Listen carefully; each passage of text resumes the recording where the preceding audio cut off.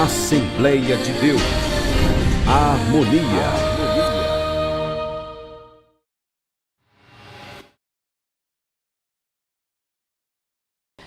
Nós vamos ler um texto como leitura oficial do culto de hoje. Eu convido-os para a gente, como costumamos fazer de pé, realizarmos a leitura no Salmo de número 37, apenas o verso 5, estará como nossa base de reflexão da noite de hoje.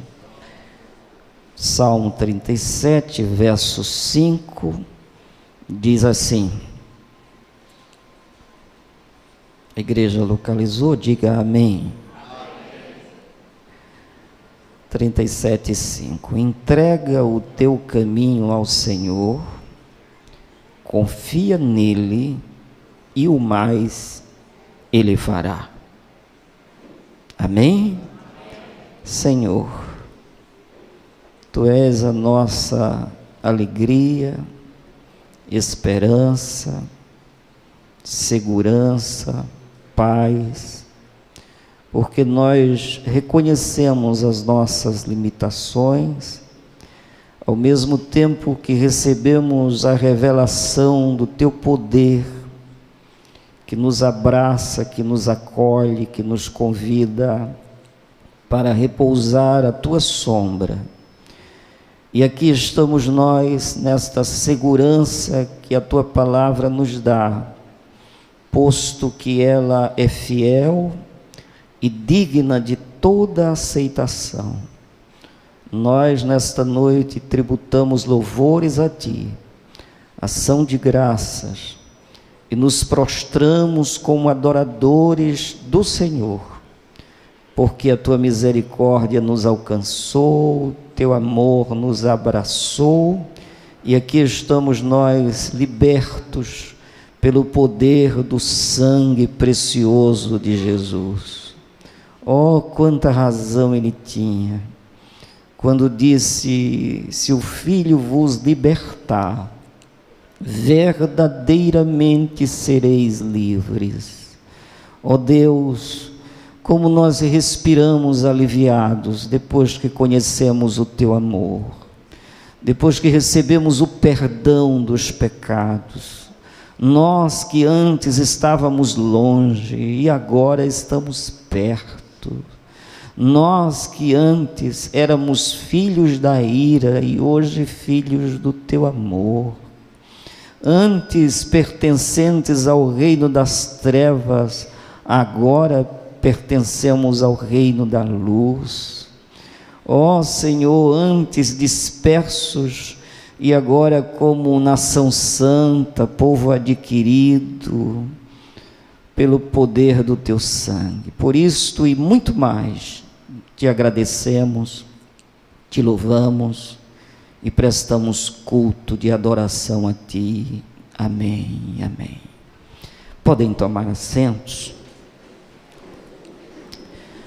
Meus queridos, eu quero ocupar um pouquinho de tempo com vocês, alguns minutos apenas, para a gente refletir um pouquinho.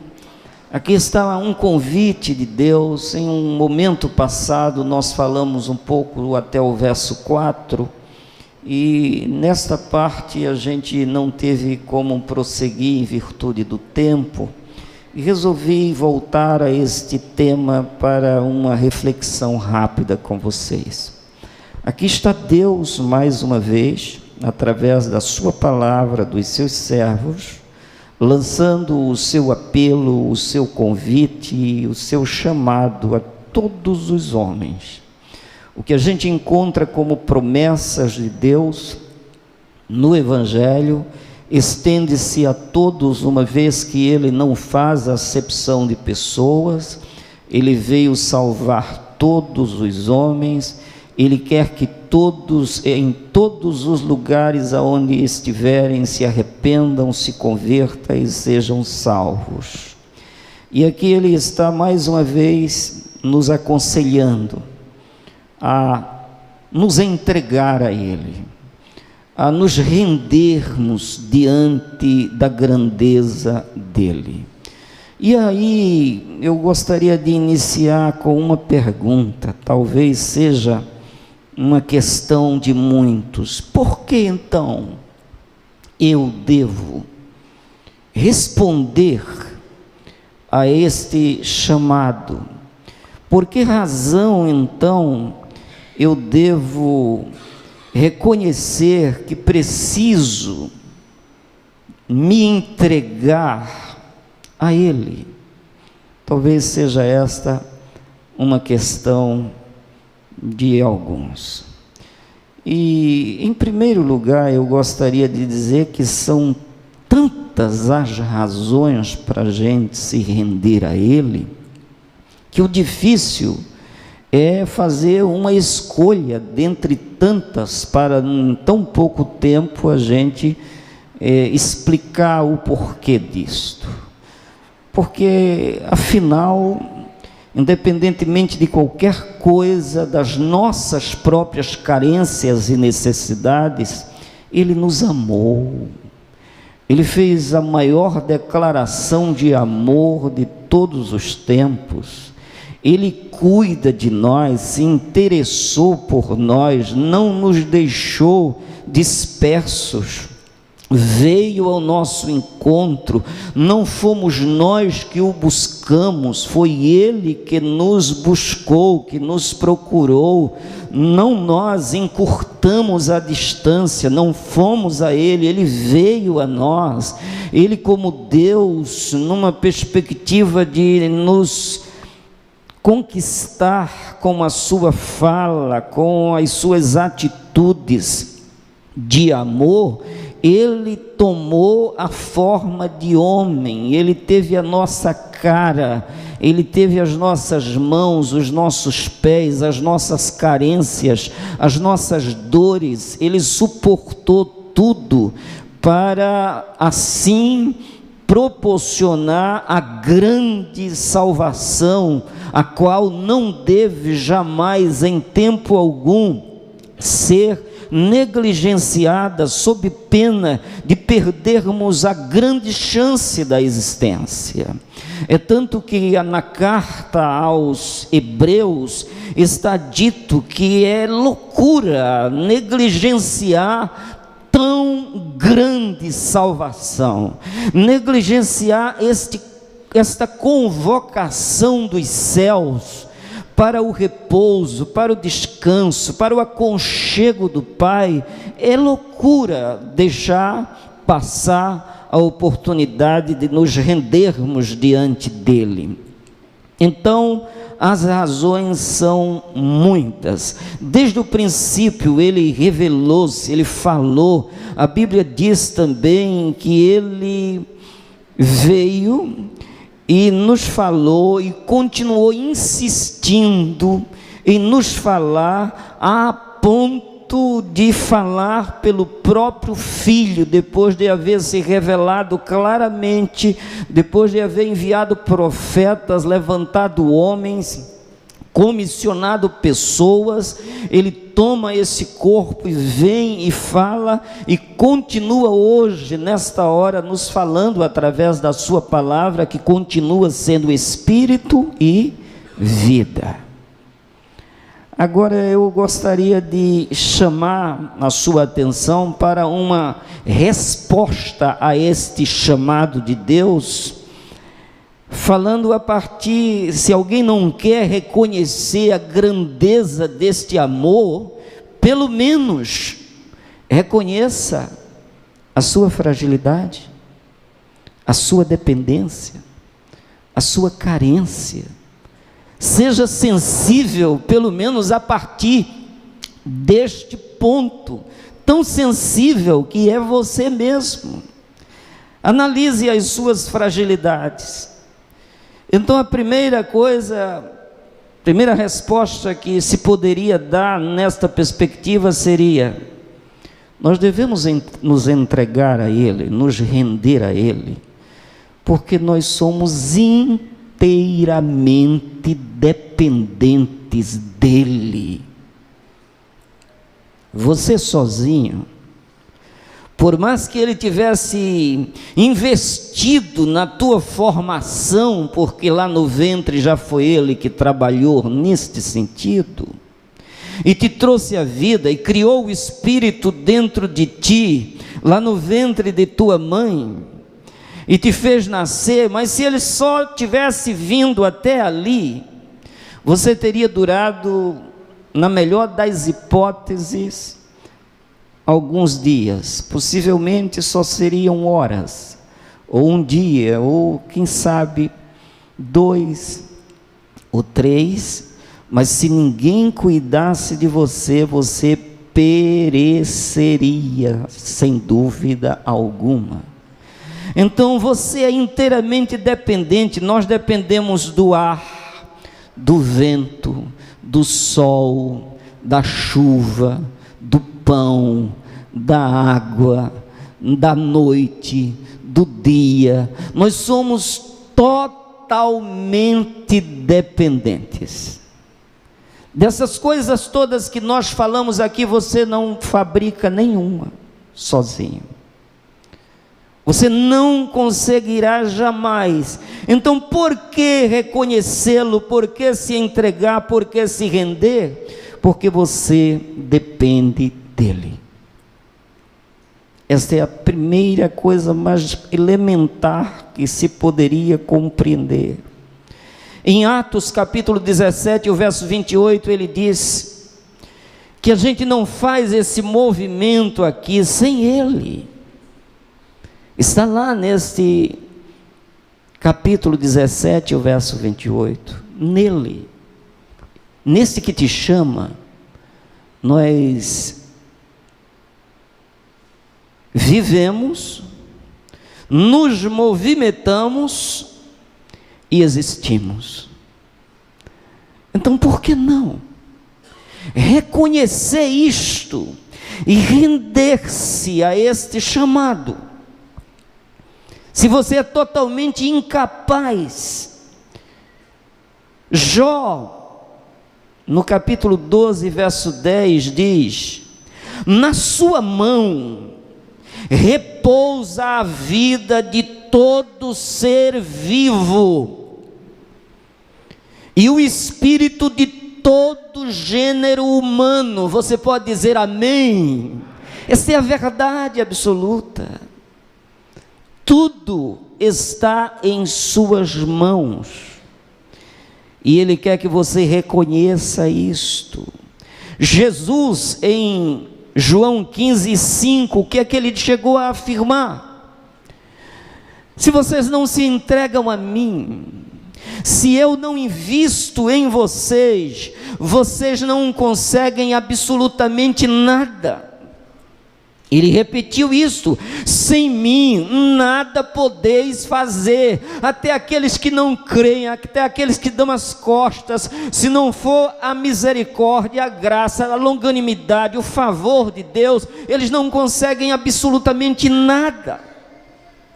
Então, é muito justo o chamado que Ele nos faz aqui, para dependermos dEle, na confiança de que o mais, quem faz é Ele.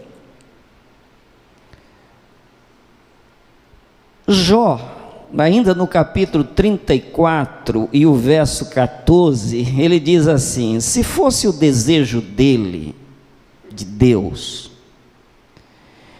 e de fato determinasse a retirada do seu espírito, olha lá, se fosse o desejo dele, se ele quisesse, se ele resolvesse retirar o seu espírito, porque esse fôlegozinho aí foi Ele quem deu, é Ele que o mantém, é Ele que o sustenta. Na hora que Ele recolher, você desaparecerá daqui naturalmente. Ele está dizendo, se Ele determinasse a retirada do seu espírito e o seu sopro dos homens, a humanidade pereceria toda de uma só vez, e o ser humano voltaria ao pó. Você pensa que é alguma coisa? Aí você diz: eu? Quem é você? Essa imagem aqui. Você sabia que essa imagem aqui, cerca de 70% é só água? Você sabia que em épocas, lá no princípio, chegou esse percentual a cerca de 85% quando somos bebezinhos? Sobrava apenas 15%, um pouco mais de 2/3 do teu corpo é só água. E você ainda se acha que é alguma coisa? Não preciso me entregar a Deus. Para quê?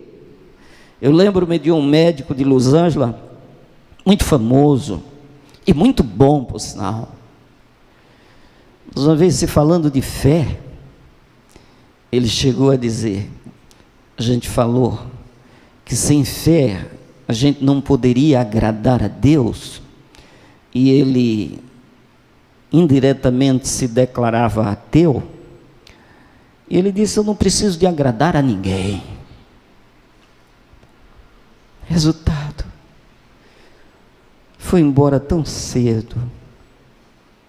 Como o homem perece, como as pessoas se vão, com todo o conhecimento, com todo o nome, mas não reconhecer Deus e não entregar-se a Ele é a pior das loucuras que pode bater numa pessoa. Resistir a esse chamado paternal, que diz: venham, confie, e o mais eu vou fazer, o mais eu vou resolver. Tem muita coisa que na sua ótica você está fazendo com a sua própria condição, mas não é, sou eu que estou patrocinando essa tua jornada, sou eu que estou te dando tempo para te arrependeres, é isso que está lá em Apocalipse. Então ele continua nos dando essa grande chance de reconhecermos o seu senhorio e a sua soberania, e nos submeter inteiramente à sua vontade. Você sabia que com sabedoria ninguém diz: amanhã eu irei a tal lugar e lá eu vou investir os meus recursos, aplicar a minha sabedoria e vou ter lucro. Eu acredito nisso e eu vou fazer isto e eu sou capaz de conseguir. Você sabia que com sabedoria ninguém diz assim? Quem tem uma visão total da vida, quem é espiritual e consegue discernir as coisas, reconhece a sua fragilidade, a sua dependência de Deus, a ponto de dizer o que Tiago orientou aqui. Olha o que ele orientou, Tiago 4:13. Agora prestai atenção, vós que aclamais, hoje ou amanhã iremos a tal cidade, lá nos estabeleceremos por 1 ano, negociaremos e obteremos grande lucro. Verso 14, na sequência: contudo, vós não tendes o poder de saber o que acontecerá no dia de amanhã. Que é a vossa vida? Sois simplesmente como a neblina que aparece por algum tempo e logo se dissipa. Você é água. Em vez disso, devias afirmar, olha o conselho de Deus, devias afirmar: se o Senhor quiser, viveremos e faremos isto ou aquilo. Entretanto, estais agora vos orgulhando das vossas capacidades, e toda vanglória como essa é maligna. Maligna. E Paulo dá o exemplo da sua dependência de Deus. Olha qual deve ser a nossa dependência. Olha Paulo em Atos 18:21. Mas ao despedir-se deles, ponderou: se Deus quiser, voltarei para vós outros. Olha, quem tem a vida entregue a Jesus, como é que diz, como que se posiciona diante da existência? Se o Senhor quiser. Quantos arrogantes estão partindo sem o privilégio de render-se, de entregar-se, de crer, de verdadeiramente atender o chamado glorioso que diz: venham, entreguem-se, rendam-se e creiam que eu vou fazer tudo por vocês. Essa é a felicidade daqueles que vivem pela fé. Por quê? A nossa pequenez é tão grande. Olha o que diz Lucas 12, verso 25. Quem de vós, por mais ansioso que possa estar, é capaz de prolongar por um pouco que seja a duração da sua vida? Quem pode aqui prolongar por mais um minuto? Quem é que tem esse poder? Você não segura nem um fio de cabelo na sua cabeça. Você não sabe como mantê-lo lá. Quem mantém é aquele que conta os fios de cabelo que tem na tua cabeça e sabe quantos tem. Informações que nem você se interessa por ela, mas ele se interessa porque ele tem cuidado de nós. O chamamento aqui é um chamamento de amor. Não é para subtrair a nossa vida, muito pelo contrário, é para viabilizar a vida que Ele nos chama, e se propõe a fazer aquilo que a gente não sabe, não pode fazer. Então, nada melhor do que corresponder a esse chamado, porque enquanto nós não podemos prolongar nem por um pouco de tempo, mesmo investindo nosso tempo, nossas capacidades, nossos recursos, a nossa dedicação, a nossa atenção, não prolonga um instante, um minuto apenas a sua existência. Enquanto a gente não pode, Ele chega e diz: eu tenho a vida eterna para vocês. O dom gratuito dele, oferecido de graça, é a vida eterna. A gente pode verificar que ele destaca esta promessa na primeira carta de João, capítulo 2, verso 25, diz: e esta é a promessa que ele nos fez, a vida eterna. Então ele tem vida eterna para nos dar, e a gente não tem em nós mesmos nem um minuto a mais, por mais que a gente invista. É por isso que o salmista chegou a dizer no Salmo 39, verso 5 também: eis que fizeste meus dias da largura de palmos, e a duração da minha vida é quase nada diante de ti. Todo ser humano, seja quem for, não passa de um breve sopro. Não passa disso. Então, quer viver? Vem para os braços daquele que te guia, que te sustenta, que te mantém. Reconhece isso e torna-te um adorador. Esta é a saída. Olha o que ele diz à nação. Ele diz: ouvi-me, vós da casa e descendência de Jacó, vós a quem tenho carregado desde o ventre materno e segurado desde o nascimento. Ouvi-me. Quanta resistência, não é? Para responder a uma coisa que deveria ser tão simples, tão fácil. Veio para o que era seu. Os seus, ao invés de responder positivamente, não o receberam. Veja a arrogância humana até que ponto chega. Então, primeira coisa que todos deveriam se entregar e se render a Deus, é porque é totalmente dependente.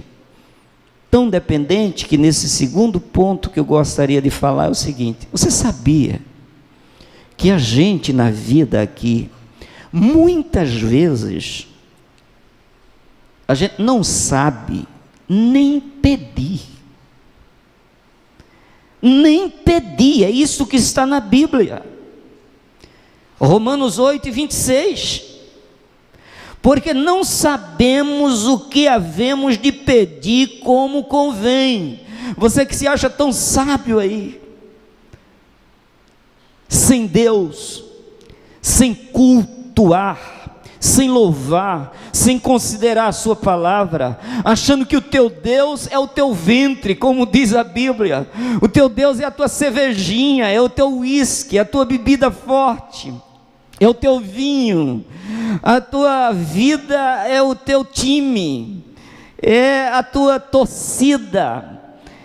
E você vive pensando que isto vai te alimentar, isso está fazendo definhar a tua alma.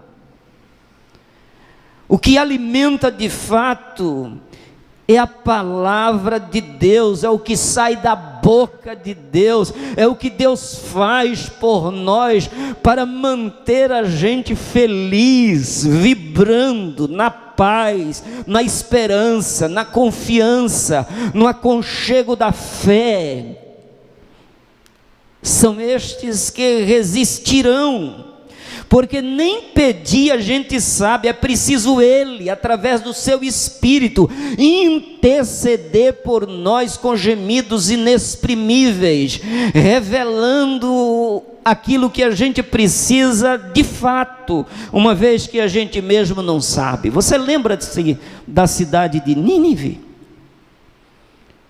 Deus disse: olha lá, aqui, cerca de 120 mil pessoas habitando esta populosa cidade, esse povo todo que sabia comercializar, que sabia fazer guerra, que sabia conquistar através da força os exércitos inimigos, esse povo que tinha uma cidade poderosa, que tinha recursos por tudo que era de canto, e Deus chega e diz: olha, Nínive tem mais de 120 mil pessoas que não sabe discernir a mão direita da esquerda. Você já pensou a loucura? Quem não tem Deus no centro da vida não sabe discernir o que é bem, nem mão direita nem esquerda. É isso que ele diz: tão pouco entre o bem e o mal. Então a gente só pode estar inteiro de fato em Deus. Ainda bem que essa cidade, ao ouvir a mensagem de Deus, esse povo se converteu, esse povo se arrependeu, esse povo tirou as vestes de galas e colocaram roupas de saco, se humilharam, jejuaram, buscaram a Deus, entregaram-se, renderam-se a Deus, e Deus salvou este povo, porque Ele diz: venham a mim, e ainda que os pecados de vocês sejam muitos, eu os perdoarei. Ainda que eles tenham a cor preta, eles se tornarão brancos. Se forem vermelhos, se tornarão como a alva lã.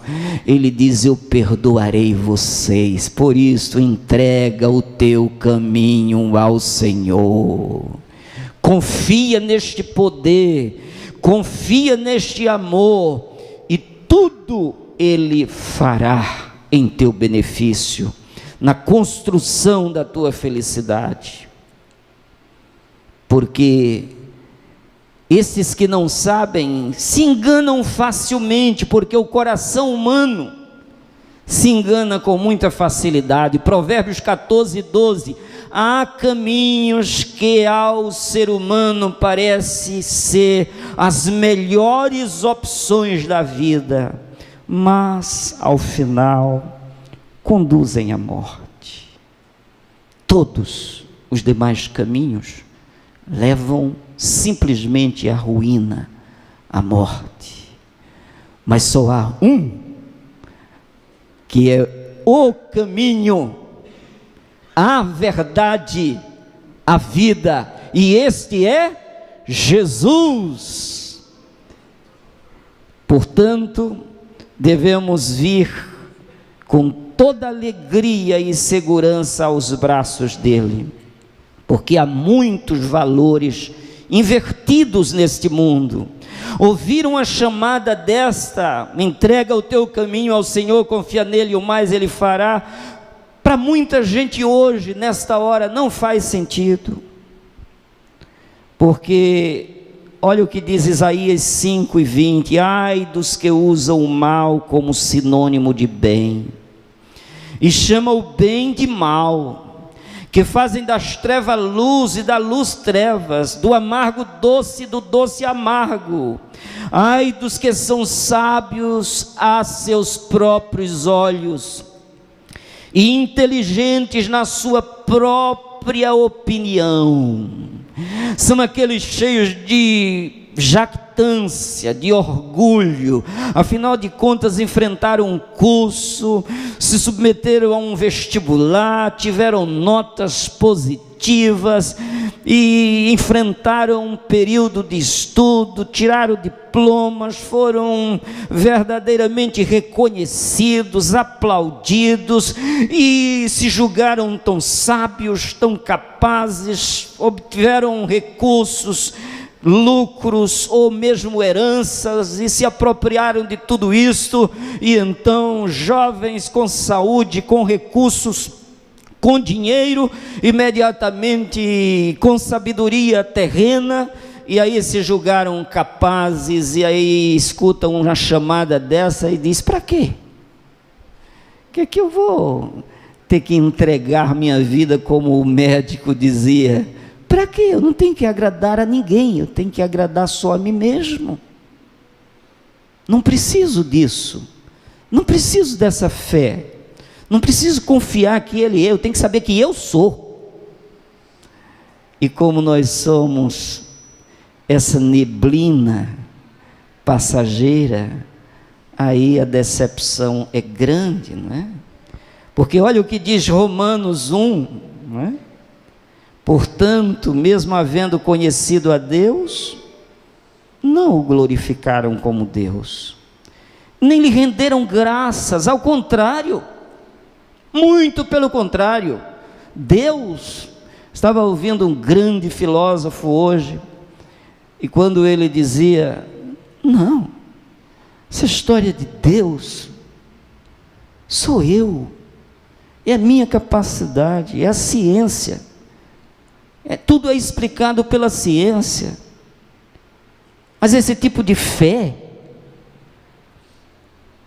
é um devaneio, é uma perca de tempo. E ele diz aqui: não renderam graças, ao contrário, seus pensamentos passaram a ser levianos, imprudentes. Ele começou a explicar que aquela queda de Paulo no caminho de Damasco, ele disse que houve ali é que no choque rompeu-se algumas coisas lá dentro, e o sangue, enquanto estava ali, ele ficou cego por uma questão científica, mediante o impacto. Com o passar do tempo, aquilo passou, enxugou, escorreu, e a visão voltou. Então essa explicação lógica que ele estava dando com uma propriedade enorme, mas ele esqueceu a continuidade dos milagres. Ele não olhou mais para nada, ele pegou uma partezinha para justificar o todo. E esta é a loucura dos incrédulos, porque eles estão cegos para esta visão da fé. O diabo cegou o entendimento dos incrédulos para que não lhes resplandeça a luz do evangelho da glória de Cristo. É isto que está dito.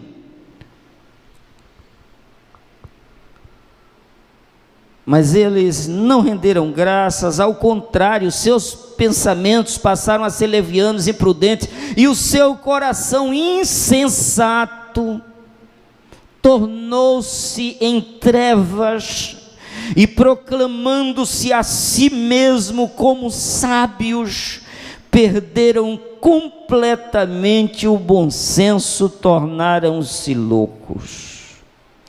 Essa é a realidade de quem não se entrega a Deus. Aí você há a possibilidade de você conquistar muitas coisas neste mundo. Segundo Jesus, de que adianta? Você pode conseguir o mundo inteiro, mas se perder a alma, você está definitivamente derrotado. E a única forma de não perder a sua própria alma é entregando-se ao Senhor que te formou, que te fez, é tornando-se de fato um adorador do Senhor. Porque aquele homem rico da parábola de Jesus, que estava vibrando com o que tinha conquistado de bens materiais, o que ele tinha de estrutura física, que ele julgava ser ele ali, dizendo: alma minha, tu tens em depósito muitos bens para muitos anos, descansa, come, bebe, regala-te, folga. Então ele se achava a pessoa mais vitoriosa do mundo. Entregar-me a Deus, em nenhum momento ele falou em reconhecer a bênção de Deus, ele não pensou em ninguém mais além dele, ele só disse: alma minha, és tu que tens em depósito. E aí começa a falar dos bens materiais, como se a alma comesse apenas pão material e água material. Ele desconhecia todas as demais coisas, por isto, apesar de estar se jactando de tanta glória, a voz divina foi: você está louco. Você está contando com muitos anos pela frente para usar esses muitos recursos acumulados. É esta noite que te pedirão a tua alma, e tudo isso que tu preparaste, para quem será? Você não saberá. Então é por isso que a gente precisa se entregar nas mãos poderosas do Senhor. Há caminhos que parecem certos ao ser humano, contudo, no final conduzem à morte. É uma repetição do livro de Provérbios. Foi preciso Jesus Cristo vir mostrar qual é a saída. E Deus, olha para que é que Ele quer que a gente se entregue nas mãos dEle. Ele não é um Deus caprichoso que diz: eu quero tirar o que é teu. Não, Ele disse: eu não vim tirar de ninguém, eu não vim receber, eu vim dar. Não foi isso que Jesus disse? Eu vim trazer para vocês, eu não vim subtrair nada de vocês. Eu quero que vocês se entreguem a mim, para que eu possa protegê-los, guardá-los. Êxodo 33:14. Ao que Jeová, o Senhor, lhe respondeu: eu pessoalmente irei e te darei descanso. Amém? Ele quer estar conosco para nos dar descanso, porque se estivermos com Ele, debaixo das suas asas repousaremos. porque aquele que habita no esconderijo do Altíssimo, à sombra do Todo-Poderoso, descansará. Então, o que Ele quer te oferecer é descanso, é alívio, é refrigério. Ele quer providenciar os meios seguros para que você não pereça jamais.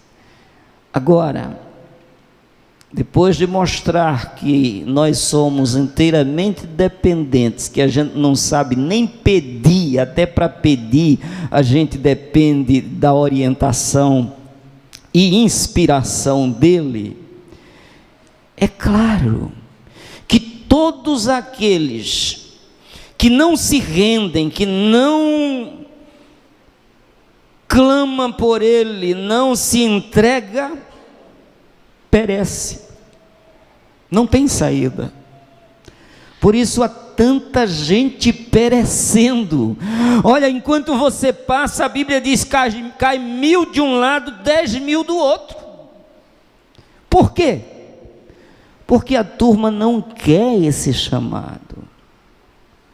O que é que o povo, vamos pensar hoje na nossa cidade, final de semana, chegou a sexta, quem está empregado, quem tem dinheiro, quem tem saúde, quem está bem, vai pensar em quê, se não tiver esses valores do Evangelho? Se for jovem, vai sair procurando uma balada por aí, não é? Ele vai para lá querendo subtrair o máximo que puder dos outros, sem responsabilidade alguma, prazer pelo prazer, cada um querendo se apresentar para o outro, a fim de que o outro venha dizer: mas que cara feliz, esse sabe viver, esse é vivedor, esse está pegando todas, esse está aproveitando todas as oportunidades, isso é que é gozar a vida. A turma quer ver isso é loucura.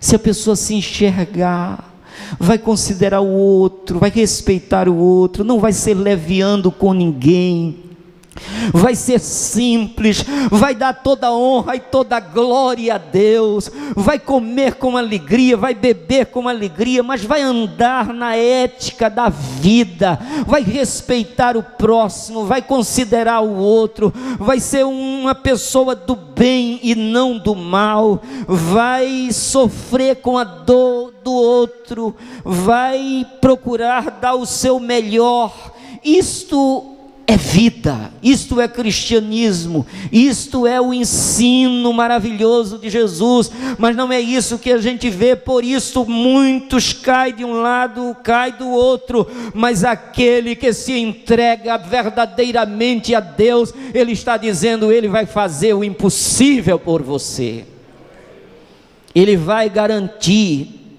a tua travessia por este mundo, e você vai passar pelos momentos mais adversos da história, dizendo o que está no Salmo 23, o Senhor é o meu guia, o meu pastor, o meu Senhor, o meu dono, o Senhor é o meu pastor e nada vai me faltar, porque Ele vai providenciar tudo, porque eu creio nele. Portanto, nada vai me faltar, porque Ele te guiará às águas tranquilas, Ele há de refrigerar a tua alma, Ele vai te guiar pelas veredas da justiça por amor do seu nome, e você vai fazer a travessia de modo seguro e certo. Mas se você se endurece, olha o que diz Provérbios 29:1, depois de advertido, depois de convidado, depois que ele insiste com o convite, depois que ele faz a festa e manda os seus buscar você, e você resiste, ele diz o que está em Provérbios 29:1, aquele que sendo muitas vezes repreendido, endurece a cerviz, será quebrantado de repente sem que haja cura. Muita gente perece porque endurece o coração. E ele diz em Deuteronômio 8:19: se te esqueceres do Senhor teu Deus, e seguires outros deuses, e os servires, e prestares cultos a eles, asseguro-te hoje que sereis exterminados. É duro, não é? Mas é o que está aqui. Porque é muito simples. Porque você, com toda essa dependência, se Ele não te assistir com todo cuidado, você perece em fração de segundo.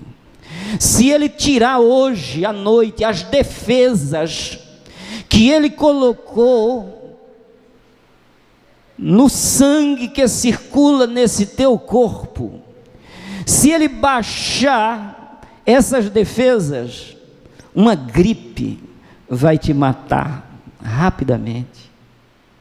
Se Ele não bloquear vírus e bactérias que estão aí mesmo, presentes, se não houver uma resistência a estes que Ele colocou protegendo a tua vida, se Ele remover apenas isto, você vai expirar rapidamente.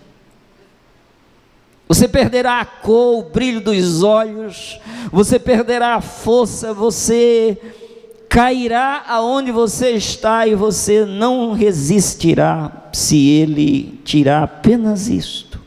De algo que os teus olhos nem vê, você não sabe nem por onde começar a lutar contra eles.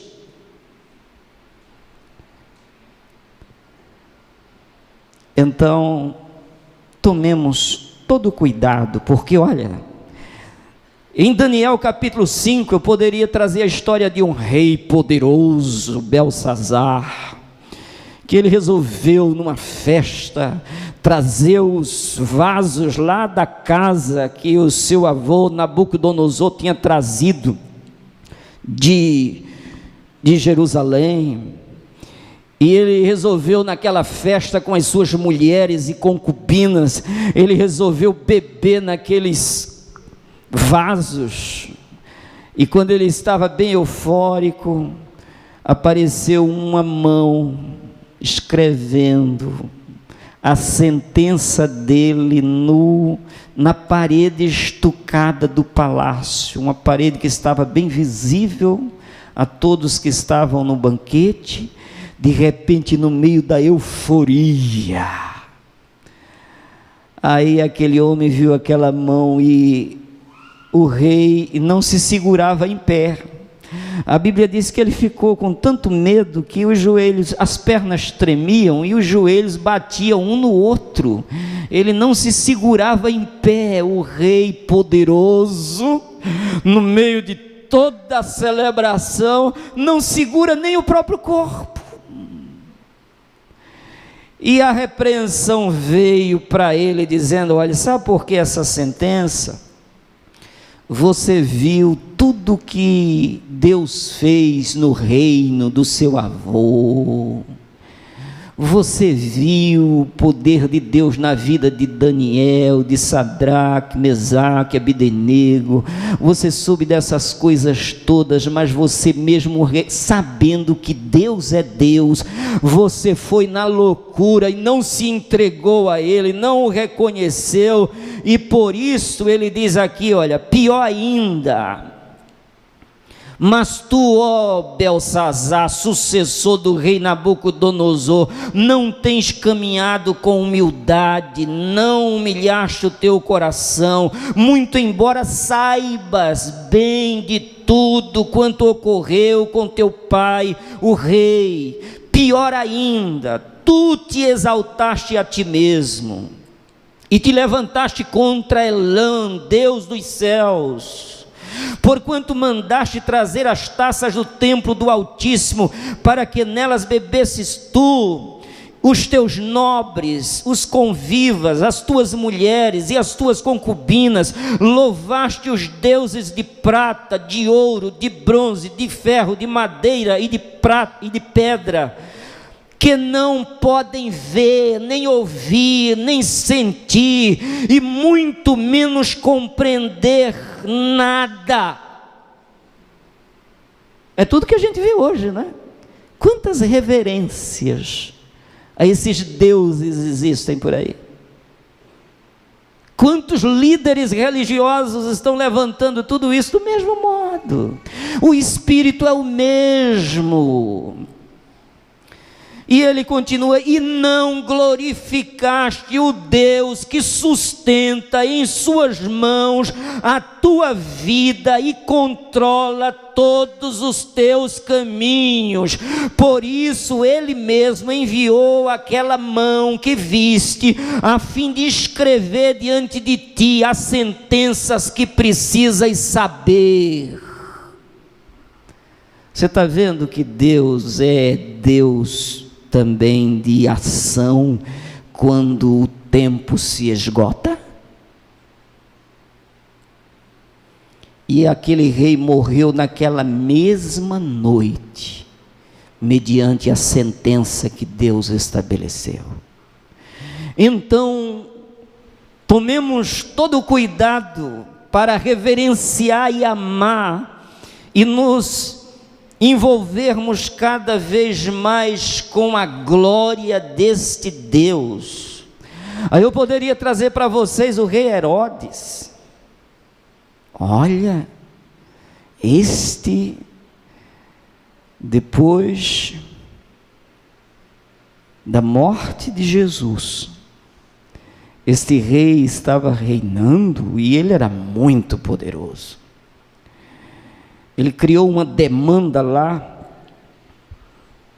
com a cidade de Tiro e Sidom, e a população estava com medo tremendo, porque dependia das aprovações do rei para plantar e colher, para alimentar as próprias famílias, e esse povo ficou tremendo de medo.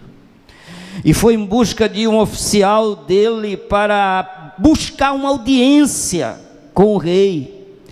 E este rei, ele está descrito sobre ele em Atos 12, verso 1. Naquela mesma ocasião, o rei Herodes mandou prender alguns que pertenciam à igreja, os apóstolos de Jesus, os discípulos. Agora estavam presos por esse rei, com o objetivo de maltratá-los, e mandou matar a Tiago, irmão de João, por execução ao fio da espada. Tira, mata esse. Ele tinha esse poder de matar, de mandar matar. Aí depois que teve essa intervenção dos habitantes de Tiro e Sidom, aí vieram, e o oficial dele conseguiu uma audiência com o rei. E esse rei, quando foi para essa audiência, olha o verso 18: e assim que raiou o dia, houve enorme tumulto entre os soldados, porque na hora que ele matou Tiago, sabe o que ele fez? Mandou prender Pedro. Bota Pedro no tronco também. Pedro ficou preso. E a igreja ficou orando quando soube que Pedro estava preso. O povo ficou orando numa casa. A igreja, que eu digo, estava reunida numa casa, o povo de Deus. Aí Deus mandou que Pedro, lá no tronco, o rei mandou levantar 4 escotas de 4 homens, 16 soldados, só para vigiar Pedro. E o anjo do Senhor veio, fez cair as prisões, as cadeias que estavam nos braços de Pedro, tirou Pedro, as portas foram se abrindo, Pedro passando. Ele disse que estava como que estivesse sonhando, e passando, as portas se abrindo, as cadeias saíram. Quando ele menos esperou, estava no meio da rua. Aí quando ele já estava livre, o anjo desapareceu, e ele compreendeu que Deus tinha enviado socorro para libertá-lo, porque o rei tinha uma audiência para maltratá-lo ainda mais.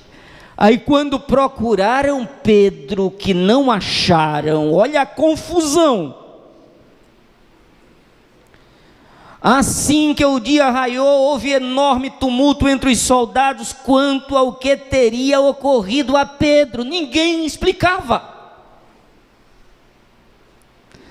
Ordenando uma busca completa e não o encontrando, Herodes submeteu todos os guardas a severo interrogatório e por fim os mandou executar.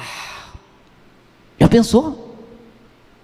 Como que esses coitados desses soldados iam dar conta de Pedro? Pedro tinha sido misteriosamente libertado dali, para não morrer nas mãos de Herodes. E aí ele manda matar todos os soldados.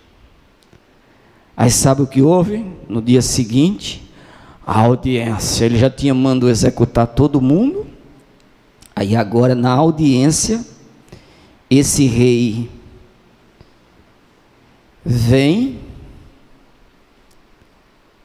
e começa, ele sobe com as vestes reais numa pompa enorme, e quando ele assume a palavra, o povo ficou entusiasmado com a sua oratória, com a tonalidade da voz, com o posicionamento, e o povo aclamava dizendo: é voz de Deus e não de homem.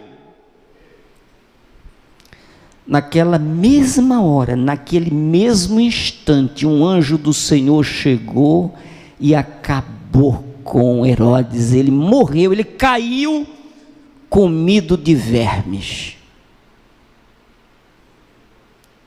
É esse Deus de justiça também, ele faz na hora certa. A maldade do homem o encontrará. Mas a melhor coisa é quando a gente reconhece que não é nada e atende esse chamado de Deus. Eu quero estar contigo. Eu não quero resistir a ti, porque ninguém poderá me proteger como tu, ninguém poderá me amar como o Senhor me amou. Então reconhecer isto é a vitória. Você imagine, se o filho pródigo não resolvesse se entregar, tinha sobrado alguma coisa? O que é que salvou o filho pródigo? Foi quando ele resolveu dizer: eu vou entregar-me a ele, eu vou voltar para a casa do Pai, e eu vou pedir misericórdia, e o mais ele vai fazer. E na visãozinha dele, ele disse: ele vai me tratar agora não mais como filho, eu vou me entregar, e eu vou pedir para ele para ser um empregado dele. Mas quando ele voltou, o Pai fez muito mais além do que ele pediu e pensou. A Bíblia diz que Deus fará por nós muito mais além daquilo que pedimos e pensamos, contanto que a nossa vida esteja entregue em suas mãos. Quantos aqui já entregaram suas vidas ao Senhor e glorificam o Deus dos céus nesta hora? Deus te abençoe. Igreja Assembleia de Deus, Harmonia.